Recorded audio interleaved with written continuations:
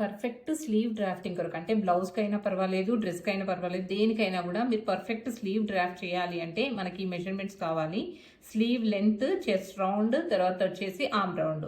ఇక్కడ sleeve length దగ్గరే length రాసుకున్న తర్వాత నేను ఇక్కడ రౌండ్ కూడా రాసేసుకున్నాను. సో మీరు కూడా ఇలా చేసేసుకోండి. ఇప్పుడు ఎలా డ్రాఫ్ట్ చేయాలి అనేది చెప్తాను.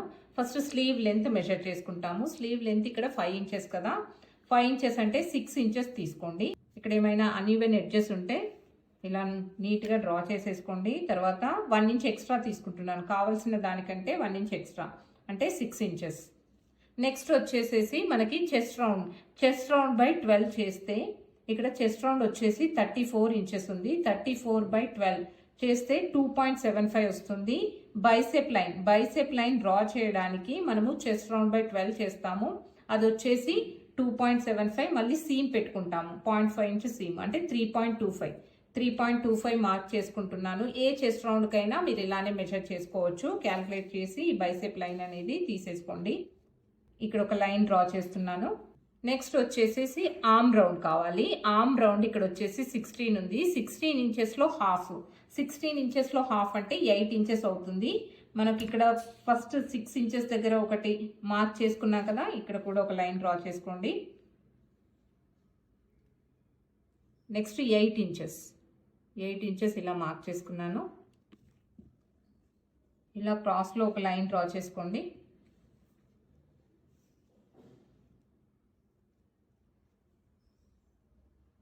ఈ లైన్ని మనము 4 ఈక్వల్ పార్ట్స్ చేస్తాము.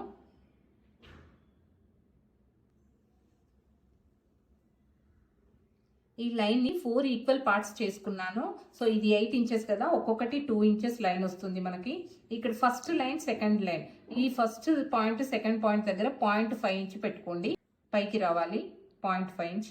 నెక్స్ట్ ఇది వచ్చేసేసి 0.25 ఇలా డ్రా చేసుకున్న తర్వాత జస్ట్ ఫ్రెంచ్ కర్వ్తో ఫస్ట్ మిడ్ పాయింట్ వరకు ఈ డైరెక్షన్లో చూసుకోండి. ఇక్కడ ఈ డైరెక్షన్లో ఉండాలి. నెక్స్ట్ వచ్చేసేసి ఈ డైరెక్షన్లో పెట్టేసుకోండి.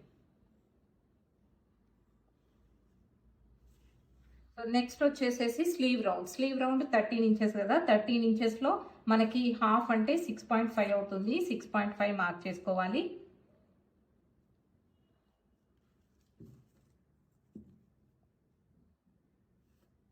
అంతేనండి, ఇది స్లీవ్ డ్రాఫ్టింగ్ పర్ఫెక్ట్ వస్తుంది. ఏ సైజ్ వాళ్ళకైనా మనం చెస్ట్ రౌండ్, ఆర్మ్ రౌండ్ ఈ మెజర్మెంట్స్ యూజ్ చేసి ఇలా డ్రాఫ్ట్ చేసుకుంటే సరిపోతుంది.